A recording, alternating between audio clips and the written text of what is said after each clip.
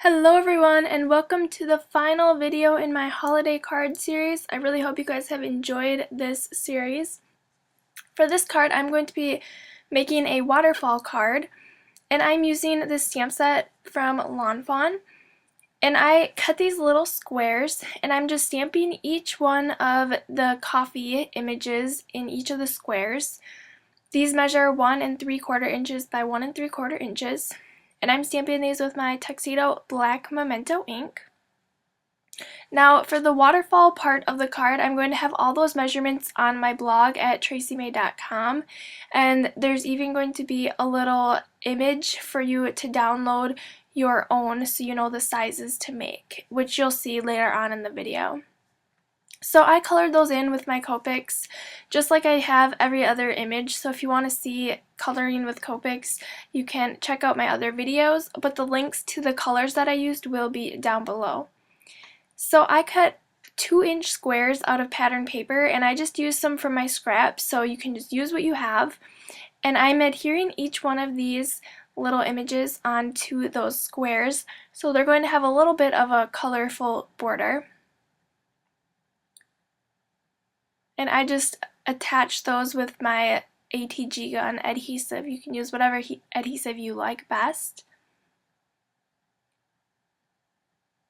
Okay, now it's time to make the waterfall background. So I have a piece of white cardstock and a piece of brown pattern paper. That pattern paper I'm using is from the Lawn Fawn Let's Polka 6x6 paper pad. You can see the one right here. And this piece measures 4 inches by 5 1/4. The white one measures 4 1/4 by 5 1/2. And then I have 2 strips of extra cardstock. And you'll see where all of these go once I get started on assembling the card.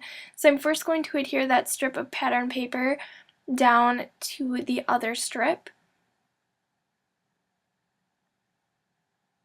And now I am going to measure out where I want the brads to go. So you can see I have 2 small brads here. I know everybody most likely has some of these in their collection of stuff, so otherwise they are really cheap to buy. So you can see I'm just taking my pen and marking 2 places where I want to punch holes, and I'm going to use my ruler to line those up. And I'm just kind of eyeballing how far in. You just want to be about a 1/2 inch in from the edge. And then I'll go ahead and take my hole punch. You want a fairly small hole punch because you want it to be small enough where your brad's not just going to fall through. So it depends on what size brad you're going to be using, how big you want to punch your holes. You can see my brads fit in there perfectly. But before I put those in, I'm going to punch the holes on my brown pattern paper. So I'm just going to line this up how I want it to go. And again, I'm just eyeballing this, making sure that my waterfall part will fit in there correctly and that it's far enough down. If I was doing this over, I would actually move that strip up a little bit and not have it so low. But the first time this is actually the first type of card that I ever made. I went to a scrapbooking class and we learned how to make this card. So when I was really young, like in middle school, I used to make these cards all the time and I haven't made one since. So I was a little bit rusty on remembering how to do everything because I was trying to actually remember how to do this from memory. So I punched those holes and then I put the brads in. And this is, you don't want to adhere down that strip. You want it to be loose underneath. So the only thing you want connecting it are those brads. So then I'm going to go ahead and attach this piece on to my white background. And now this is just a piece of cardstock. It's not a card base, so it doesn't fold. Since the waterfall part is kind of your card, you don't really need a folding part or an inside to your card, but you can definitely make one if you would like.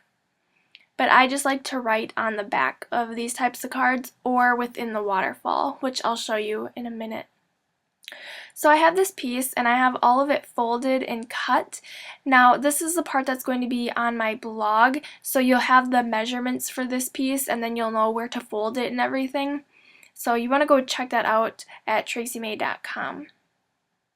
So I adhered the first piece down to that strip. I lined it up at the very bottom of the strip, and you can see how it is attached now. I can slide the bottom piece down because that part slid through the back of the strip of red cardstock. So I'm just punching a hole in the bottom because there's going to be a string so that you pull that part out. So before I adhere any of those squares down, I'm going to stamp my sentiment. I'm using the Tuxedo black ink, and the sentiment says Happy Holidays, and I'm stamping this right in the back of that white cardstock pull tab. So you can see how it is hidden, and then once you pull it out, you'll be able to see your sentiment. So on each one of those segments, I'm just adding a little bit of adhesive, and then I'm going to alternate my pattern backgrounds and attach those squares onto there. So I'm just lining those up, and you want to adhere the top part of the square to the top line of each segment. So each little segment is going to have its own square, if that makes sense. That's a little bit hard to explain unless you're doing it in person. But you can see how I'm just lining those up and adhering them down. And then I have my strip, and you can see how they flip through, and then you see your sentiment. So that is the waterfall card. So I'm going to use some May Arts Natural Twine as my string for the pull tab. So I'm just going to thread that through.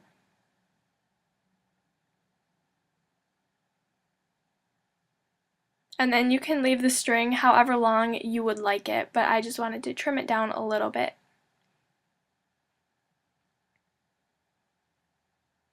So like I said, I would move this up a little bit because it's a little bit low on my card base, but again, you can do it however you want. So there is my finished waterfall card. So I really hope you guys enjoyed this tutorial and will try making one of these. The interactive cards are always the most fun cards to make and most fun cards to give away. Again, I hope you guys enjoyed this holiday card series. There's a lot of different types of cards. I hope you found one that you want to recreate. Show me any pictures of cards that you made. I would love to see them. If you're not subscribed to my channel, go ahead and subscribe because I have many more videos coming your way. Thank you for watching, and I will see you next time.